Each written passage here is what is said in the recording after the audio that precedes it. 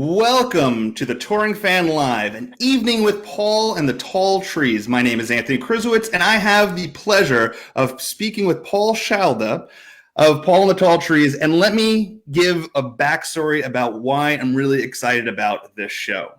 This show is a branch off of finding new music and falling in love with it. I really believe in the idea of what music is and how it makes you feel and the art behind it.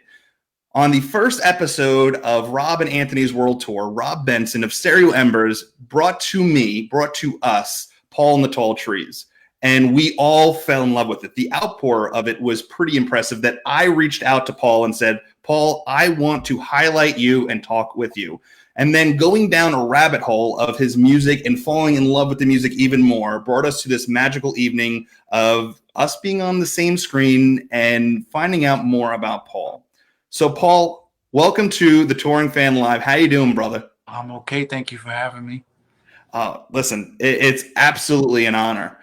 Now, Paul, I learned about something interesting today about you that I guess we've been in the same room before and just never knew it because you toured with Charles Bradley. You worked with Charles Bradley before. Is that correct? Yeah, I did. Yep. Yes. So it's a small world to me. It's just very small world. But yeah. Let's start in the beginning. How did you fall in love with music to turn that into a career path? Well, at a young age, it just was, it was around. My father was a singer. I'm a doo-wop singer in the 60s in Brooklyn. And he had 3 boys.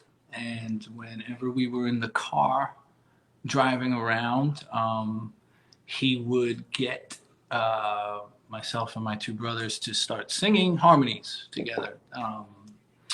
I think it was just to kind of keep us quiet, not arguing with each other in the back seat, but it was just there. It was just there, kind of something that I grew up doing. And then, started getting into the choir and really enjoyed the harmonies of it. It just resonated, it just stuck. It kind of just stuck.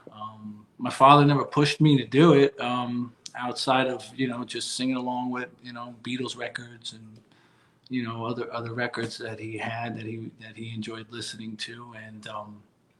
And then it wasn't until later in life, I would say around 20, where I picked up the guitar myself to start writing stuff. But before then, my brother had introduced me to some of his friends and asked me to sing in a band when I was 14, and we put out a record in the scene that we were in, and it was really cool. And it kind of just was. It's just always been there for me in terms of being around it. My father and my mother were just, they enjoyed it, so we played it, and he sang it, and we always sang it. So just kind of, I guess that's just the way it goes. I don't know.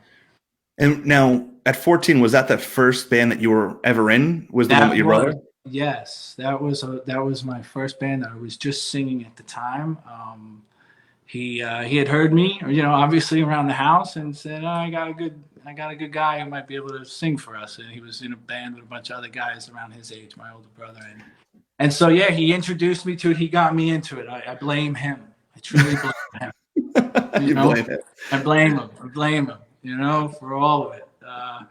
No, it's so fantastic. I am truly a lucky guy. So that first band you were in, do you remember the name of that band? Yes, we were called 3 Steps Up.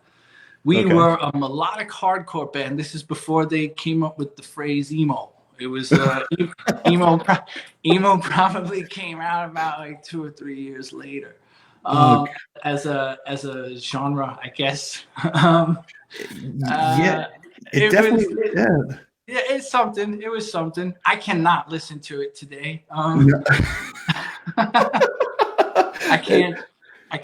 But it was a great time, and it was the people I met, that scene, that whole hardcore scene. Mm-hmm. you know, I really, really I love what they stood for, and the DIY aspect of it. Yeah. Pressing 45s and selling $3 records at your shows, and that whole thing, I still love. I think it's fantastic, and obviously it's part of what like the labels I work with now do as well, where they really stick to vinyl and stuff like that, and trying to do it yourself, and you know, just not really thinking about what other people think about it. Just doing it out of love. Well, it's interesting because you're a New York guy, so it's that period you're talking about, that post emo, like that. I guess you're talking like that 98, 97 age, right? My first record was 94, 95, 94, 94. Yeah, 94, I think it was. Yeah, because that. Yeah, 1994. Because I remember, because I mean, I lived in New York. I grew up in that period of that hardcore emo-ish stuff coming out that turned into like that Taking Back Sunday later on and all that stuff. And right. I remember going to, there was this place on Long Island called Looney Tunes, and they used to have shows all the time where people would pass out the hand pressed vinyl and all that stuff. That brings back a lot of memories. I think I played Looney Tunes once or twice before. Yeah, God, that was. Those small record stores that would like you go to and you listen to a band in between aisles, and you know, you buy stuff, you know, and then you dig it into a crate while music's playing. God, they don't do that anymore. There was a place by me on Staten Island called Our Music Center, and they had a great, and there was this woman who worked in the back, Terry Talenko, who has a show on WFMU. I don't know if she still has her show on WFMU. I haven't spoken with her in a long time, but she was what a fantastic woman.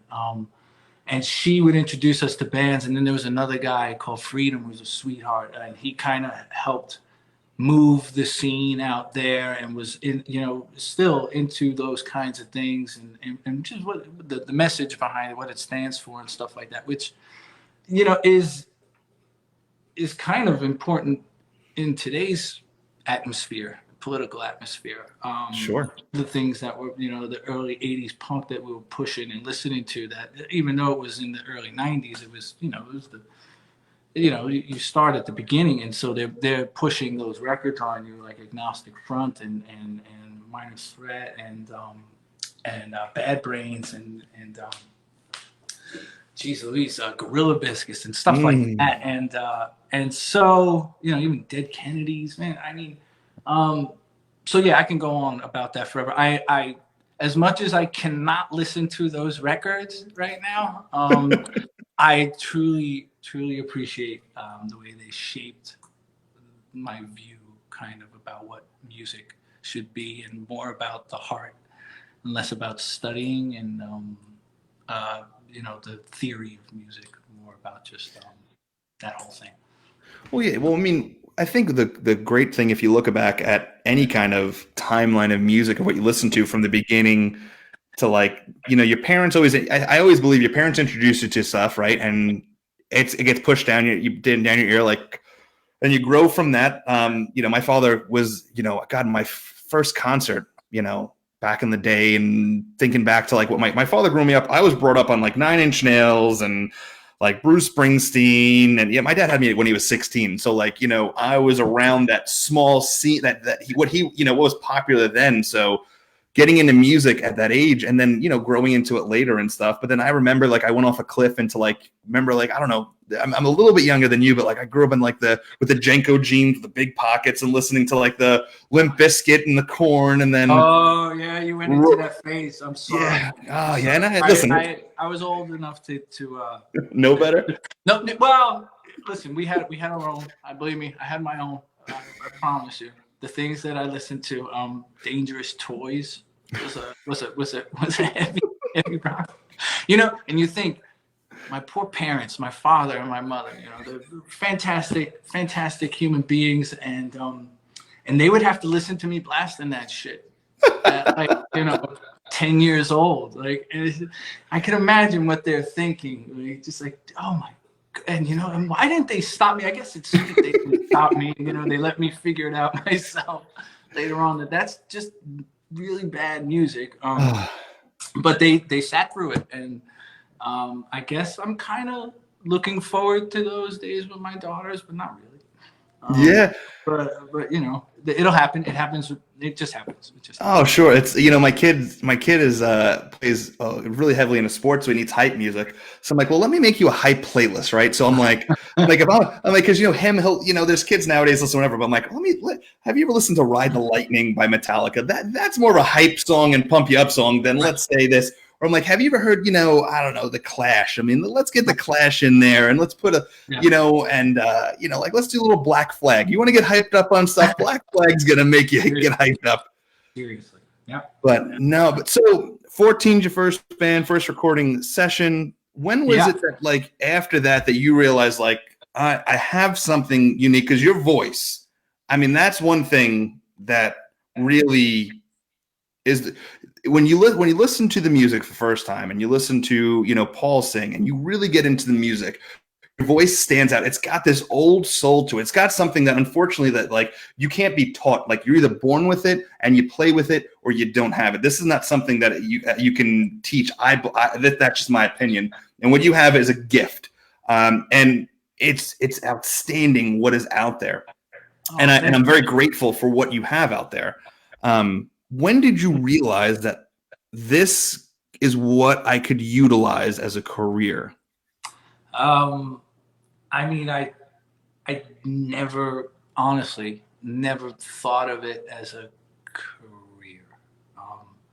I've had times where I was like, oh, this is great, and maybe I can make a living doing it, but it was never something that I actively pursued.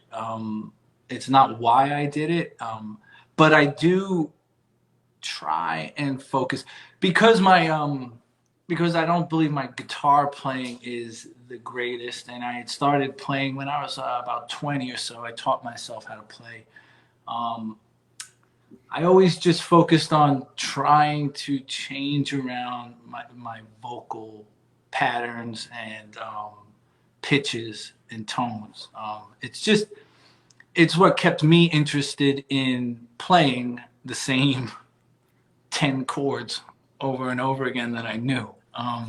So it is something that I thought I think it's very sweet, and I really appreciate the kind words you say about my voice. I don't think of it that way, but it is really cool that you do. But I never really focused on it other than just trying to not bore myself by singing the same kind of thing over and over again, or trying to sound like the last record or the last song or something like that. And I remember something my father had told me, because he was kind of the same way. And he had always said, he's kind of the same way. I mean, he's a better guitar player than I am, but he had said, the guitar was always accompaniment for his vocals.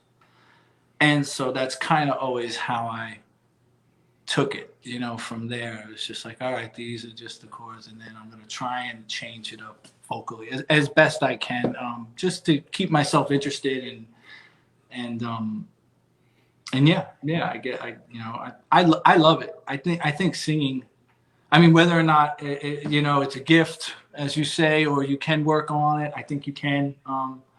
I think just even if you can't, I think singing is so great. It's such a phenomenal therapy, and I really believe everyone should do it. Whether it's chanting or humming or really just singing along to anything. I'm not saying create in any which way. I'm just saying to do that, to let your voice out and be heard, and to push it in ways. I just think it's so good for the soul. I really do, personally. Now, going from singing, because at 14, I'm assuming when you went to the band that the majority of the writing was done by the band, unless were you doing writing at that point too, or was it? I was writing the vocal stuff, okay, for the most part, and the lyrics, but they wrote the music. And then every now and then my brother and I would collaborate. He would say, hey, let's go this way, let's go that way, you know, and he would write some lyrics and kind of nudge me in a direction. But he usually gave me the A-OK to just do what you do. Yeah. When did you realize that you had the ability to write something that's, you know, that is basically a piece of art? Uh, I mean, I don't know if I realize it now. In all honesty, it just happens, you know, and then it's a little story. It's just a little bit of your life. I like that Sure. side of it.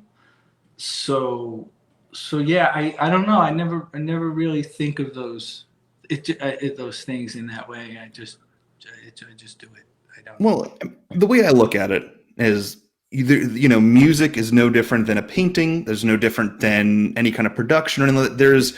You're giving a piece of yourself up, right? You're taking time away to put something together, to put something out there, right? Like, I believe music is the painting that someone's, you know, you're writing it. There's the painting, the painting art, the artist is painting the picture. Then there's the lyrics, so that's the final details and stuff, and it's all come together. It's the final piece. It's your time, your energy putting out there. So I believe music is no different than any kind of other art form. It's as much detailed, as much work. It's just giving a piece of yourself up so that people have that, and, you know, that it's something that interprets things. You know, people, when they listen to music, they have, you know, they interpret it in their own way, and it can form different feelings. And just like looking at a piece of art can form different feelings and resonate different ways of how you feel about that art, just like music. That's why the more I've done this show and the more I've talked to musicians and artists, I kind of sometimes don't want to know what the song is about or what the art is about, because sometimes, you know, there was an artist who I had on that he basically told me the song was about his dog. So the song that I had this beautiful in-head memory, I'm like, oh, you know, I like to think of this song as, you know, about me and my wife. Well, actually, it's about his dog. And it's like, oh, well, it's beautiful. It kind of now it takes away a little bit of how I feel. So it's like, I kind of like the mystery of things a little bit. But yeah, no, man, I truly look at you as an artist, and a brilliant one at that. And yeah, man, it's amazing because you're not just playing music, you're writing music. So that's poetry, you know, musician, poetry, all these things together. It's crazy. And Paul, are you heavily involved in like the picking of art for album covers and everything? Yeah, absolutely. I mean, the first record was something where two guys who run the label, Leon and Leps, truly lovely human beings. They had sent over a photo that they had kind of vibed with the record, and it just made sense to me in that sense. We were kind of all on the same page as soon as I saw it. So that one was kind of an easy one. And I mean, you know, the label's amazing. Big Crown is a great label, and so if I wasn't into it, I'm sure we would have went back to the drawing board. But they kind of came up with that. The second one was one that for so long is one that I picked out myself for sure. That is one that I 100% said this has to be the cover. It is exactly what fits the record. And they agreed, and they kind of, you know, it was the other way around, where I went to them with an old photo my father took of my mother on the plane on their way to California, I believe, and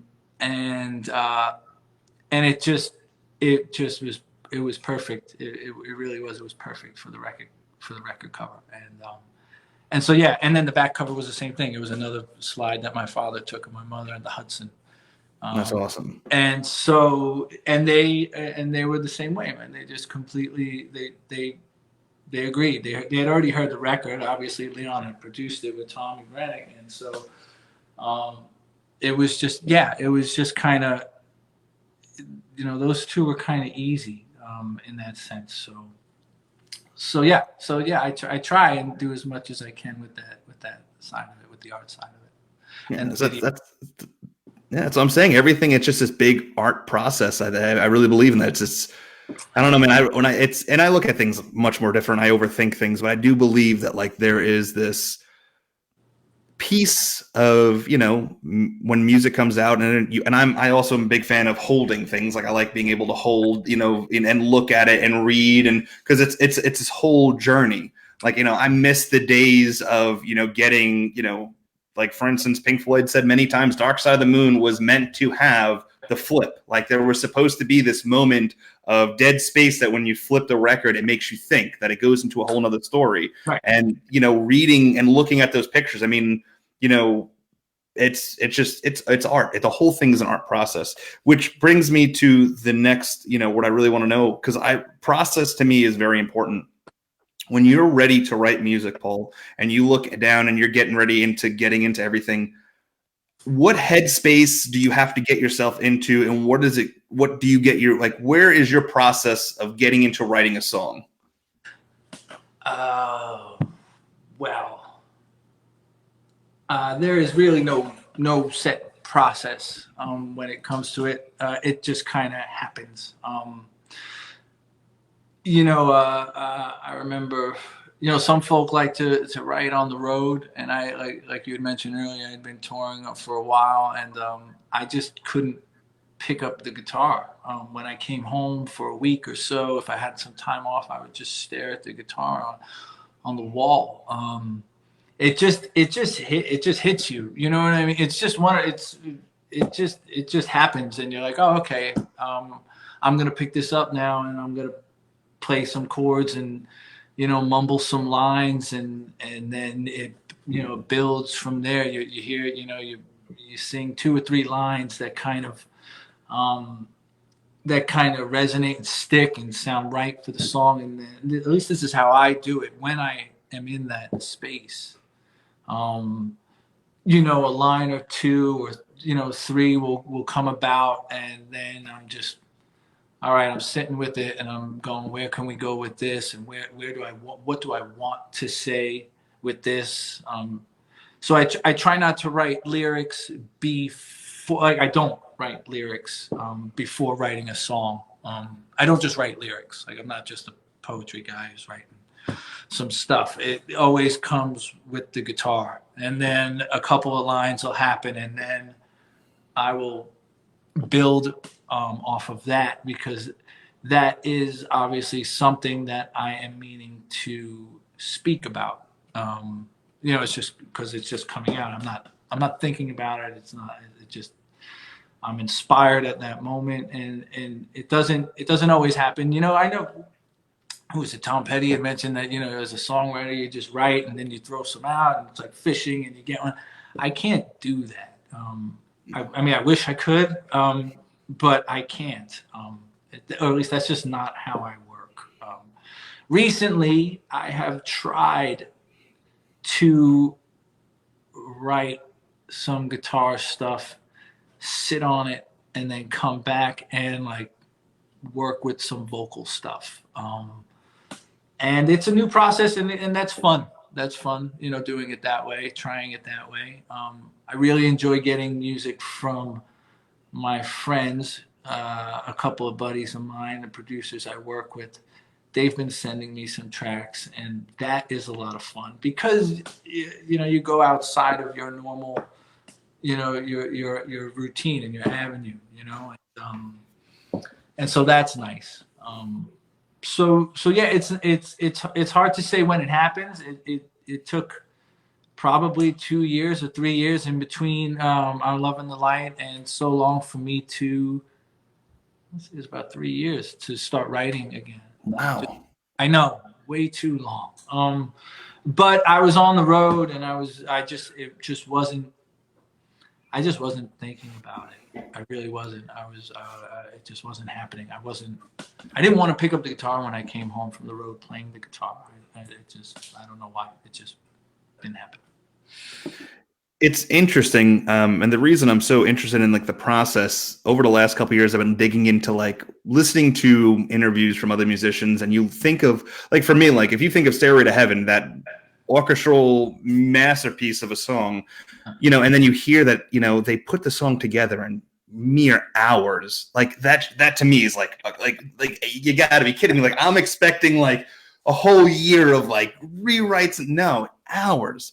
And then you hear of like, there's different Pearl Jam songs that have been that it took years of overlooking and coming back to get that process of them to go. And it's just interesting to me. Now, the one song that I wanted to ask you about, because it is a song that I found out about you, and it is personally my favorite song, the little bit of sunshine, which it was told to me of someone of very important stature that they believe that song belonged in a Tarantino movie. He said that what's it called? Jackie Brown. Like he envisioned a part in Jackie Brown that song 100% belonged in. Which is, and it's funny because I rewatched the movie the other night. And I'm like, you know what? I'm like, you know what? That I almost wanted to like edit it just to put it in there, just because it really did belong in that scene. It's interesting he said that. But yeah, no, like when you wrote that song, do you remember writing that song? Yes, absolutely.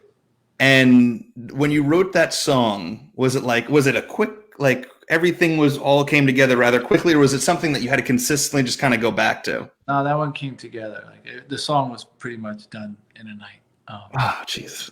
Yeah, that one, and that's kind of how it works. I kind of write like 2 or 3 at a time, because and I guess because it takes, it does take a while for me to get to that space to be able to do it. But that song was done. That song was done in a night. God, I'm so jealous of that. Like that, it's like that to me. When you listen to that, like I just feel like I really just want to drop that in so many people's laps because I think that is such a magnificent song, and it blows my mind that someone can just put that together so quickly. Thank you. I mean, it just kind of happened. And I was inspired. There were things in my life that were changing at the time, and so that kind of just made it happen. I guess. I don't know, but that song on that record, was one of the ones that kind of just came along in a night, and that's one of my favorites as well.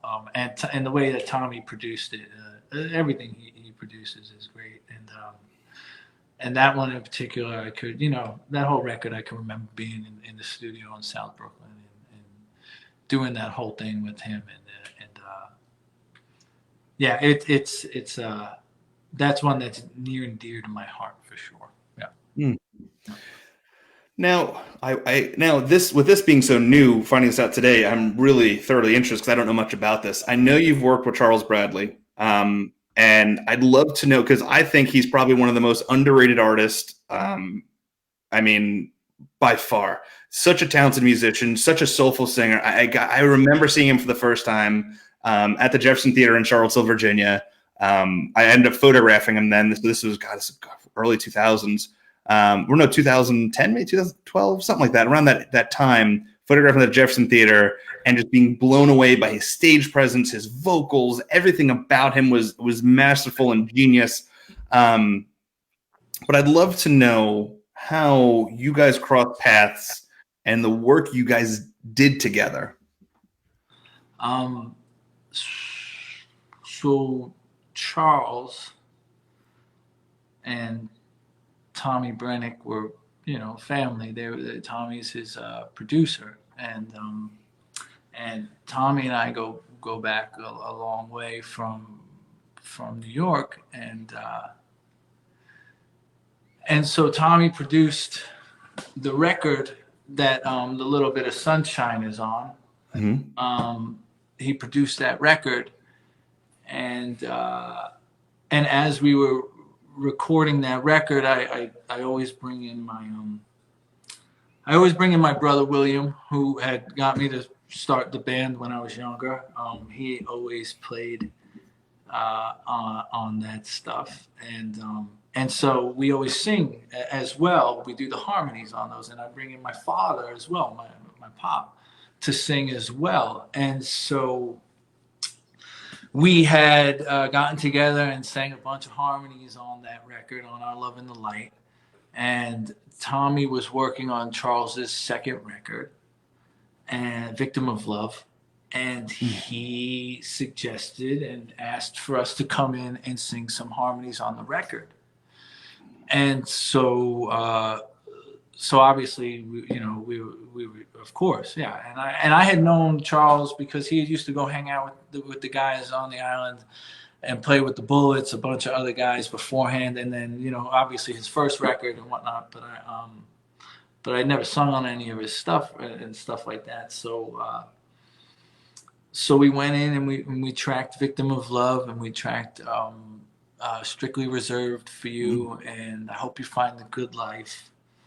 And I would say a couple of months later, my brother would fill in on organ for Mike Deller, who was Charles's regular organ player. And then I would say right before the Victim of Love record came out, Tommy asked me if I wanted to join the band and sing backing harmonies. Wow. And so, yeah, I wasn't, you can't, you don't turn that kind of thing up and down. And I'm sorry, I'm a little strange talking about Charles. He had passed away 3 years ago today. I miss him dearly. Yeah. And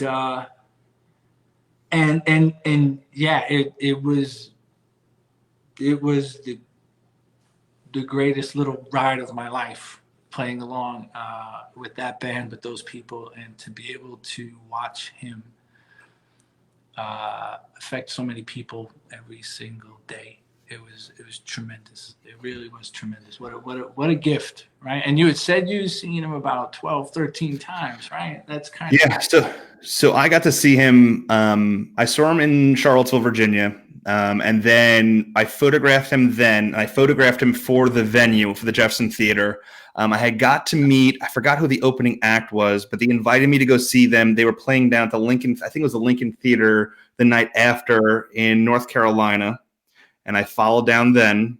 And then he came through. Charlottesville was very much a big spot for him to play in. The Paramount Theater, the Jefferson Theater. He played Jefferson Theater 2 nights in a row because he sold out the first night and he played back again. And I got to see both of those. And then he played at the Intellos Pavilion at one point. It was a small little oh God, I forgot what it was called. But it was they were raising money. Charlottesville's very much, raising money to help causes and stuff. And he was playing that. And I remember him playing, when you're talking about Victim of Love, he played it. And I remember I was side stage for that.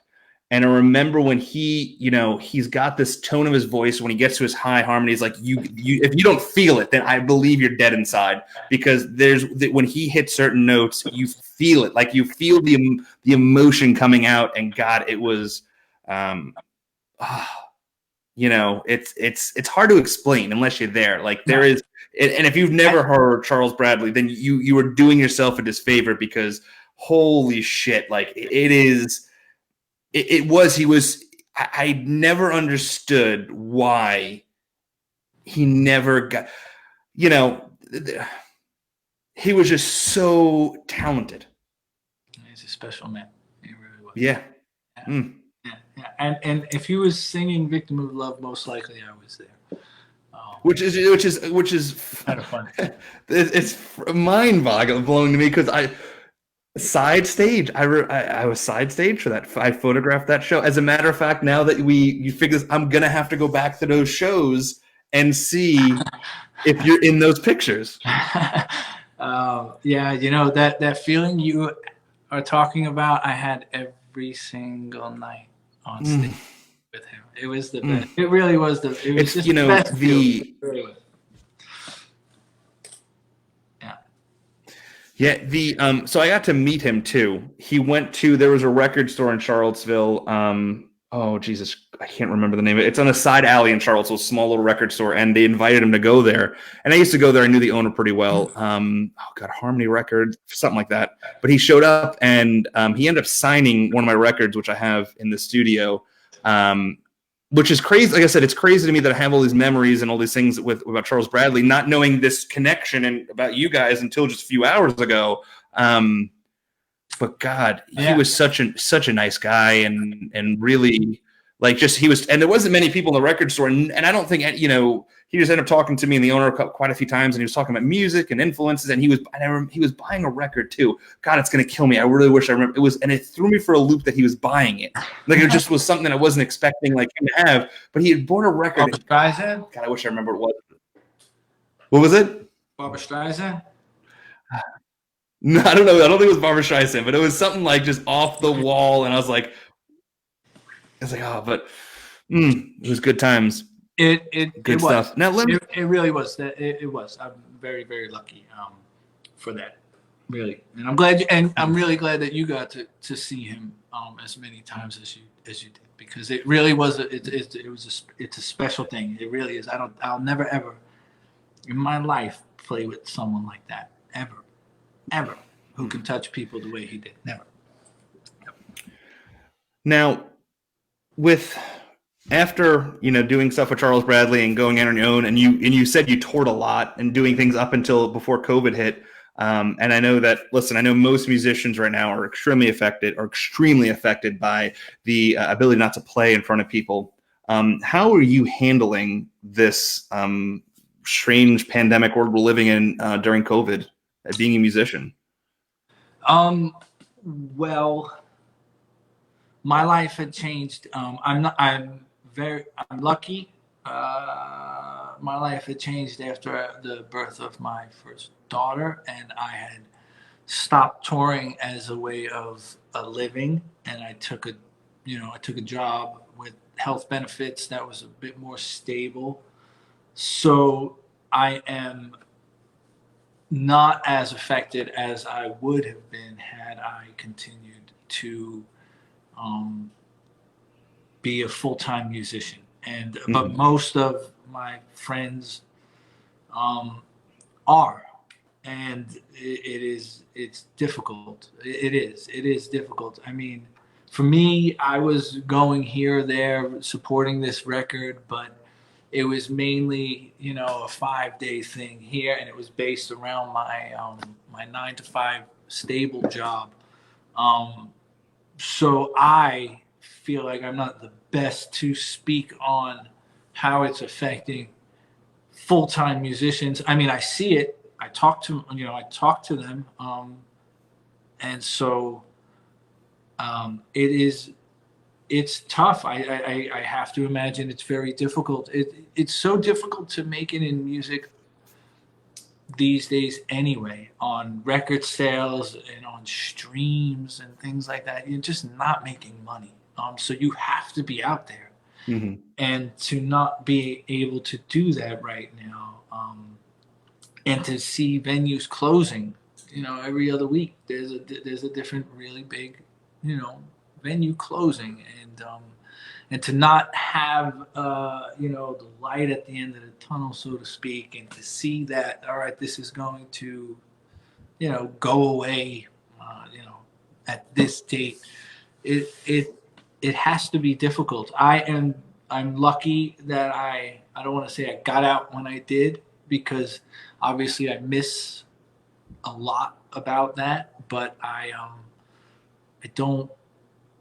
My life personally has not been affected so much as being able to hit up a couple of shows on the weekend here and a couple of shows there, go to the studio here and hang out with some friends.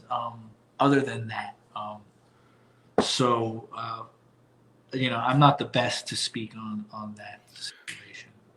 Well, let me ask you this: during this crazy time with politics and the world we live in, and with COVID and stuff, have you written any new music? Has this influenced you at all to like pick up a guitar and play, or to write anything? I mean, has this affected you in that way at all? Yeah, absolutely.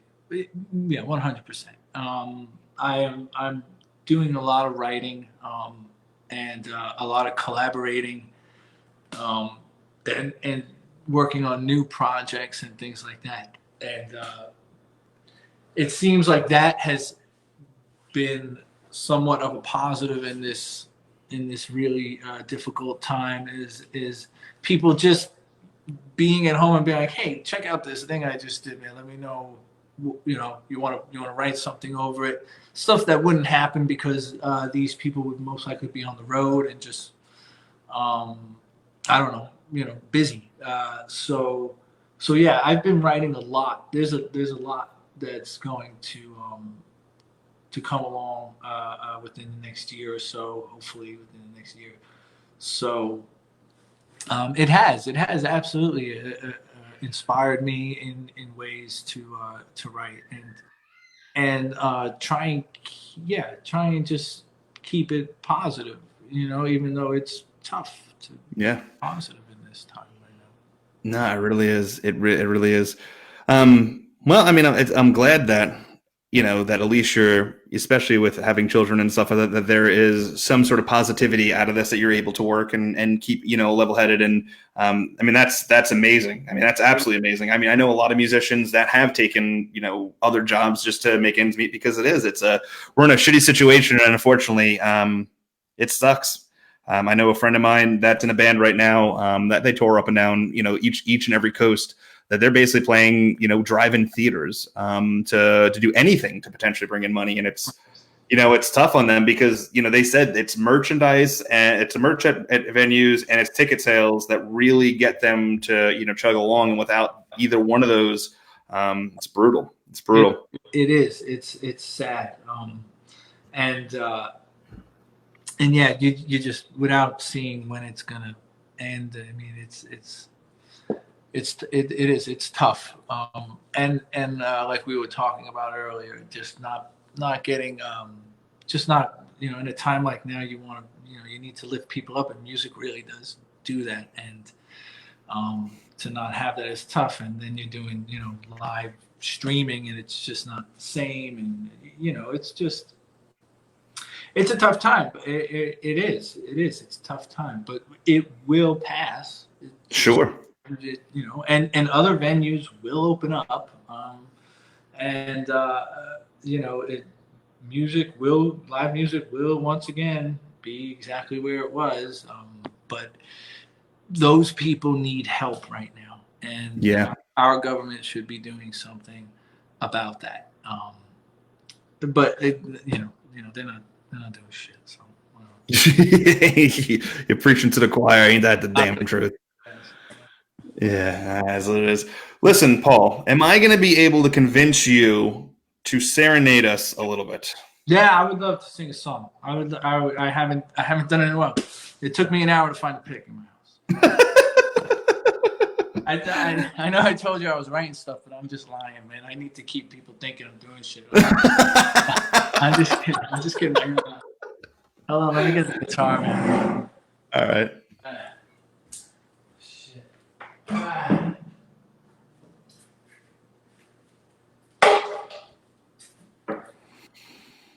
Okay. All right. Let's do this. I'm going to focus directly on you. I'm going to get out of this because no one cares about what I look like when you're playing. So.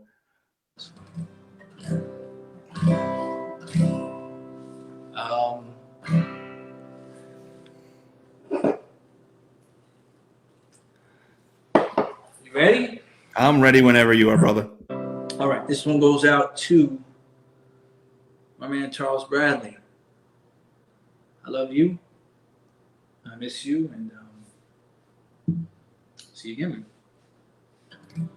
I am someone to someone, but no one to nobody. I am someone to someone, but no one to nobody. And it's not like a prophet could make the message more clear. I've been wandering the desert for 40 long years. No sight for sore eyes or music to my ears, I know somewhere, there's someplace I could call home. I keep on searching, still I'm alone.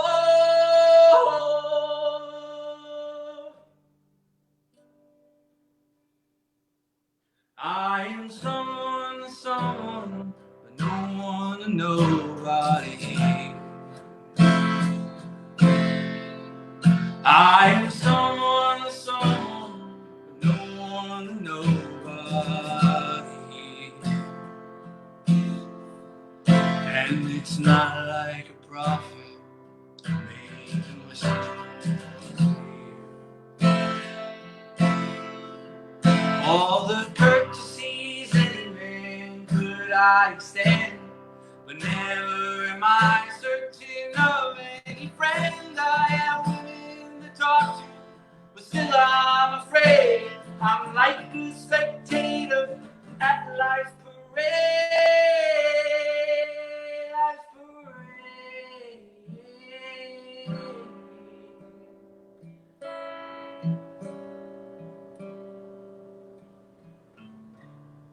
Everyone thinks that they know where they're going. They seem so certain how life will unfold.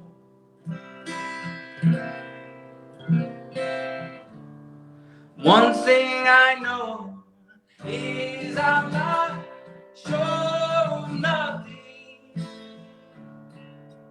My life's a story yet untold.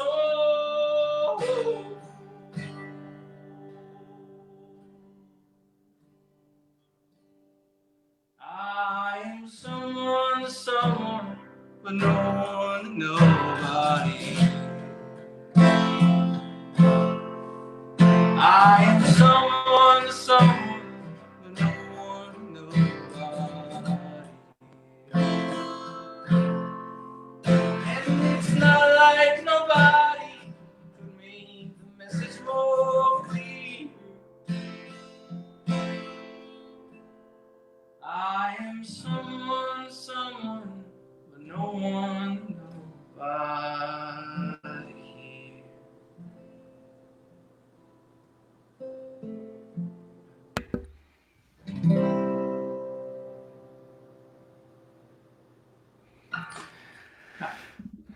All right. That's so bad. Dude, I messed up the line, but that's all right. You know? got a little emotional. Music makes you feel things, and it definitely made me feel some things. That was awesome. Thank you for that. Man, thanks, Anthony, for having me. Really. Nah, this is, dude. I can't thank you enough. God, I mean, I'm looking forward to the day live music comes around, and hopefully, our paths cross again. It's weird that our paths have crossed and we just never realized it. Right. I know. Go check those photos, man. I'm telling you right now, as soon as this is over, I feel like. And please send me some. You have some of Charles that I haven't seen. Yeah, you 100% got it. I will send you some of the Charles pictures I've taken. Please. Yeah, definitely. I actually have, you know what? I have something special I'm going to send you. I have something. I had an art show, 2000 and, oh God. It's interesting how much my photography career is intertwined with this whole show I started doing 2.5 years ago. But I do have a print. I have a canvas print. I think it's in the attic of Charles Brad that I had an art show of him singing at the Jefferson Theater. Once I find it, I'm going to send it your way. Please do.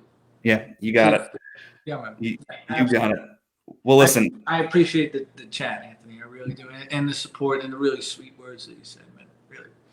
No, listen. I can't thank you enough. I mean, the little bit of sunshine. That song has been on. That I've listened to that song so many times over the last couple of weeks because of Rob and his finding of you, and I'm so grateful that he found you. And that show, which is crazy, had 5,700 listens already in 2 weeks on streaming services. And well, thank you for spreading the word, man. I appreciate it, really. Scary music is it's just, yeah, it's great. That's what we're supposed to be doing, man. You know, and thank you for sharing the music that I write. Really.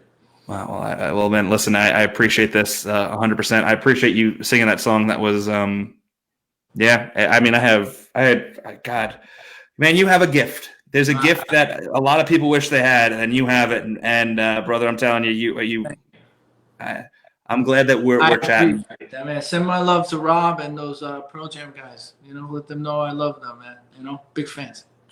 All right. I'll do my best. Well, listen, Paul, thank you so much for your time. And everyone that's tuning in, thanks for watching the Touring Fan Live. I'm Anthony. That's Paul. If you're just catching the end of this will be on YouTube, and this will be on iTunes and Spotify and every other streaming platform tomorrow. That would be on tomorrow, Thursday. And listen, go online, Paul and the Tall Trees, check them out, stream them, buy their stuff. I believe Bandcamp you have some stuff up on Bandcamp for sale, don't you? I think so. I'm very bad at that thing, but yeah, I think so. Listen, let's sell out Paul's shit. Let's give him a little bit of an early gift. Let's get his shit sold out. So if you're listening right now, and if you can do me a favor, go to his site, buy some stuff, and let's push him to create new music, because all of his other shit sold out. I think that would be that's what we need. Thank you, Anthony. Really. All right. Well, until next time, once again, I'm Anthony Chris, which is the Touring Fan Live. And if you're not tuning in, you've tuned out. That's how it rolls.